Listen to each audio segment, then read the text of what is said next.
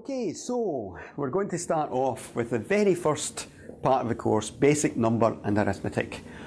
Just before I launch into that, something that's very, very important for you to remember is that all the way through this, you can communicate with me through the messaging system, but even more important than that is you need to try and make sure you're using the interactive discussion forum where you can talk to other students.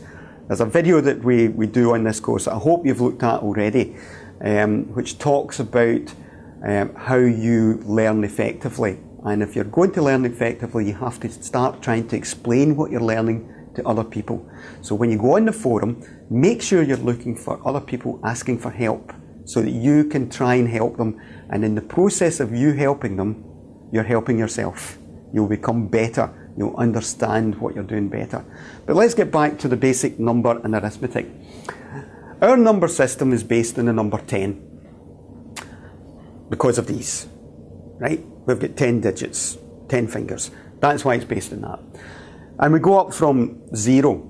0 is actually a reasonably new invention. The Romans didn't have it. They didn't have a digit for 0.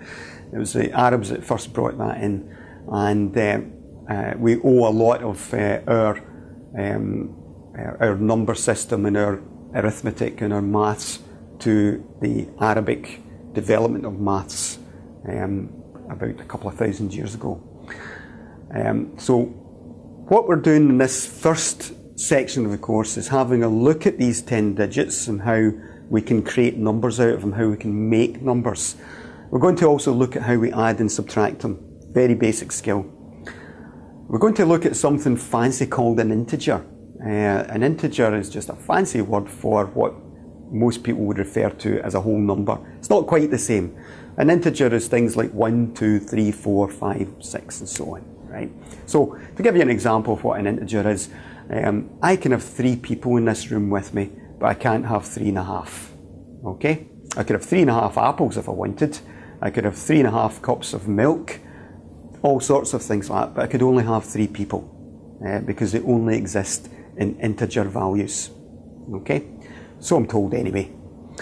We're also going to look at place value, so that when you look at a number like 132, we'll look at how that's written down, 132, and how each of these numbers represents something within the place value system. Hopefully as a result of going through this first unit, you'll get the basis of being able to move on and look at the rest of the course.